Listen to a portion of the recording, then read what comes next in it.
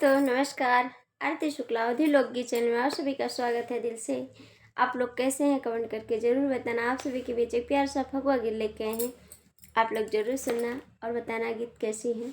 गाने को फुल वॉच करके ज़रूर सुनना आप लोग। भोले खोला केवड़िया खेलब होली, भोले खोला केवड़िया खेलब होली, भोले खोला केवड़िया खेलब होली, भोले खोला केवड़िया खेलब होली, खेलब होली हो खेलब होली, भोले खोला केवड़िया खेलब होली।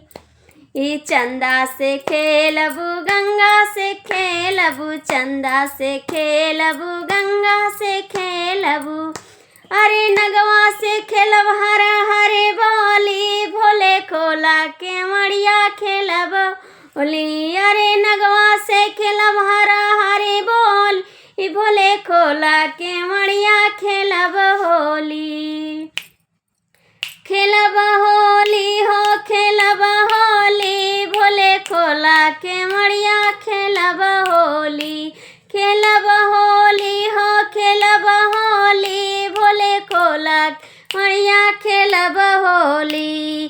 कार्तिक से खेलब गणेश से खेलबू, कार्तिक से खेलब गणेश से खेलबू, अरे गौरा से खेलब हरे हरी बोली, भोले खोला केवड़िया खेलब होली, अरे गौरा से खेलब हरे हरी बोली, भोले खोला केवड़िया खेलब होली, खेलब होली हो खेलब होली, भोले खोला केवड़िया खेलब होली। जोगी से खेलब जोगिनिया से खेलब, जोगी से खेलब जोगिनिया से खेलब, अरे सखिया से खेलब हरे हरे बोली, भोले खोला केवड़िया खेलब होली, अरे सखिया से खेलब